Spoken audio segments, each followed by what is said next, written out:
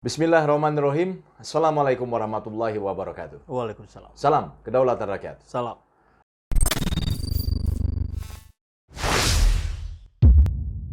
Sahabat, masyarakat Dayak Borneo segera menggelar Kongres Borneo Raya atau KBR. Ini dihadiri oleh seluruh organisasi dan lembaga adat Dayak. Dalam rangka apa? Nah, ini jadi pertanyaan kan, Kang? Ini untuk melakukan adanya kemungkinan referendum di Kalimantan. Ngeri. Wah, terkait dengan keberadaan di NKRI, mengingat masyarakat Dayak ini kan pemilik tanah leluhurnya di Pulau Borneo, Kang. Oke. Ini terkait dengan sudah tidak dipedulikannya aspirasi dan hak adat orang Dayak ini terkait dengan pembangunan IKN, Ibu Kota Negara di Kalimantan Timur. Jadi dianggap tidak ada lah. Jadi orang Dayak ini dianggap tidak ada oleh pemerintahan Presiden Joko Widodo. Ini akan dilakukan referendum, kan udah sesuatu yang luar biasa ini. Nggak main-main gitu loh, Kang. Ya ngeri kali ini. Ini kayaknya barangnya ini tidak dipersiapkan dengan matang, pemindahan ibu kota ini. Persoalannya terus melebar, Kang. Kita sudah pernah bahas, ada persoalan psikologis bagi orang-orang yang akan pindah ke sana dan bagi orang-orang yang ada di sana. Sekarang kita dengar ada keinginan referendum dari sahabat kita di suku Dayak. Iya. Ini tentu langsung masuk pada persoalan sosiologis dan antropologis. Berat sekali. Indikator-indikatornya terus bertambah mengarah kepada ketidakmatangan persiapan pemindahan ibu kota negara. Yeah. Belum uangnya juga nggak ada, belum persoalan lingkungan hidup di sana. Sekarang persoalan orang-orang yang ada di sana, bahkan orang-orang yang akan diminta pindah ke sana pun sebetulnya pada nggak mau gitu. Iya. Jadi lengkap sudah lah. Saya kira persoalan IKN ini banyak borok di sana-sini dan harus segera dihentikan. Ya, ini kan kalau bicara soal IKN, seperti kita ketahui informasinya IKN itu akan dibangun secara bertahap, Kang, ya. Ya. Dan bahkan sampai berpuluh tahun. Makanya ada meme yang menyatakan, ya sudah kalau gitu berarti Pak Jokowi 6 periode saja. Minimal itu minimal. Bisa jadi 7. Pokoknya sampai IKN selesai lah. Atau seumur hidup. Ya, kalau nggak beres-beres. Berarti ada proses yang tidak dilakukan oleh pemerintah. Yang jelas itu tidak diawali dengan empatik sosial. Gitu. Jadi harusnya pemerintah pusat itu mengkalkulasi dengan matang efek-efek yang akan terjadi pada orang-orang yang sudah puluhan tahun tinggal di sana. Seumur hidup lah ya. Ini tidak dilakukan.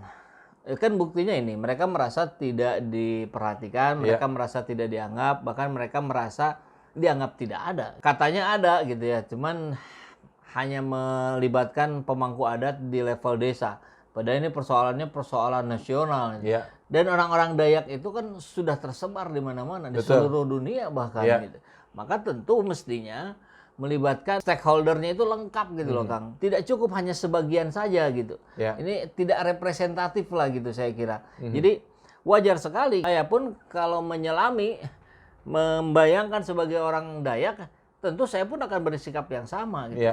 Toh ini tanah-tanah kami berketurunan bahkan mungkin ratusan tahun gitu. Berabad-abad, itu nggak pernah ada yang ganggu, nggak pernah ada yang mau ngerecokin. Sekarang datang dari Jakarta, dari Pulau Jawa, mau bikin ibu kota negara baru dengan nama yang tidak identik dengan budaya mereka. Nusantara. Nusantara kan jelas Jawa sentris gitu. Dari kerajaan Majapahit munculnya gitu. Nah, mestinya kan ada pengakomodiran yang, ya misalkan dari segi nama aja, nama pun harus didekatkan lah pada rekan-rekan kita yang ada di sana. Ini kalau mengutip dari kalbarterkini.com ini, Kang. Jadi dituliskan di situ, pemimpin redaksi diotv.com ini, portal berita milik Dayak International Organization, mengatakan kebudayaan akan dibentuk ini kebudayaan yang seperti apa? Gitu loh. Kemudian ini kan sangat bergantung dengan pilihan masyarakatnya. Apakah kalau misalkan masyarakat menginginkan kebudayaan yang berkarakteristik religius gitu kan, maka dasar yang harus dikedepankan kan berarti adalah nilai-nilai agama, spiritual, religius gitu, Kang. Nah, ini yang menjadi pertanyaan-pertanyaan tentu saja yang harus diperjuangkan. Makanya saya kira sepakat lakukan saja referendum. Karena ini bisa betul-betul menjawab gitu. Apakah pihak yang di sana berkenan atau dengan berbagai rencana yang sudah dirancang dari Pulau Jawa gitu atau tidak gitu. Kalau tidak kan nanti bisa bisa dilakukan rekalkulasi, renegosiasi, bahkan replanning. Kalau memang setelah dievaluasi betul-betul, di breakdown ke bawah, ternyata jauh lebih banyak mudarat dibanding manfaatnya, ya batalkan saja. Ya, ini kan berarti ada aspek sosiokultural Ya, yang belum matang betul. kajiannya yang dilakukan oleh pemerintah gitu loh. Tetapi ini bukan sepertinya ya, karena tadi sudah terbukti bahwa suku Dayak di sana ingin melakukan referendum gitu kan, kongres besar. Nah, berarti kan di situ sangat terlihat bahwa tadi aspek sosiokultural ini belum dipersiapkan dengan baik oleh pemerintah. Ya, dan yang menarik adalah ujungnya itu loh. Kenapa mereka meminta referendum? Saya yakin karena jalur-jalur yang lain ini sudah mentok gitu. Nggak mungkin orang tiba-tiba minta referendum belum apa-apa gitu. Kalau tidak didahului dengan persoalan-persoalan gitu. Nah, saya kira ruang komunikasi yang tertutup, tidak masuknya perspektif-perspektif sahabat kita dari suku Dayak, maka saya kira itulah yang menyebabkan kemudian mereka frustasi dalam tanda petik, akhirnya meminta ya sudahlah referendum saja gitu. Dan saya kira sepakat sih referendum saja sudah gitu. Toh biaya IKN aja mencapai ribuan triliun katanya. Lakukan referendum lah dengan biaya 1-2 triliun gitu. Daripada sekarang dipaksakan dengan ribuan triliun yang duitnya juga belum ada gitu.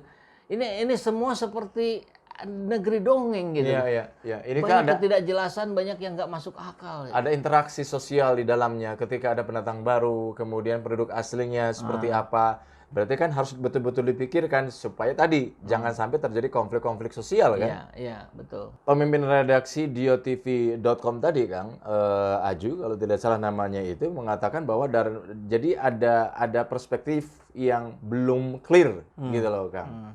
Jadi sebagian masyarakat di Kalimantan ini konon kabarnya kurang menerima Nusantara sebagai nama ibu kota negara. Iya.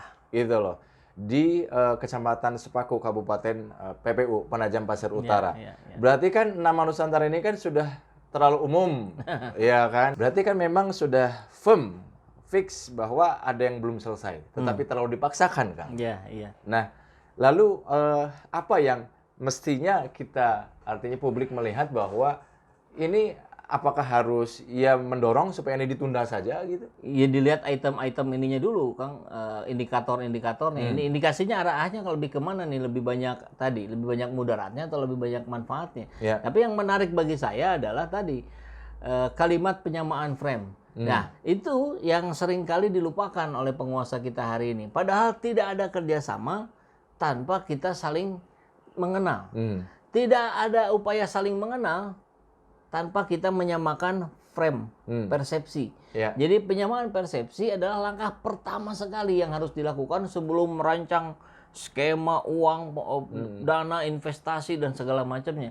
Samakan dulu frame-nya dari pihak penguasa dengan orang-orang yang ada di sana, dengan para pemangku kebijakan di sana, dengan para stakeholder, termasuk orang-orang yang sekarang sudah melanglang buana kemana-mana dari suku Dayak. Nah, itu saya kira yang dilupakan.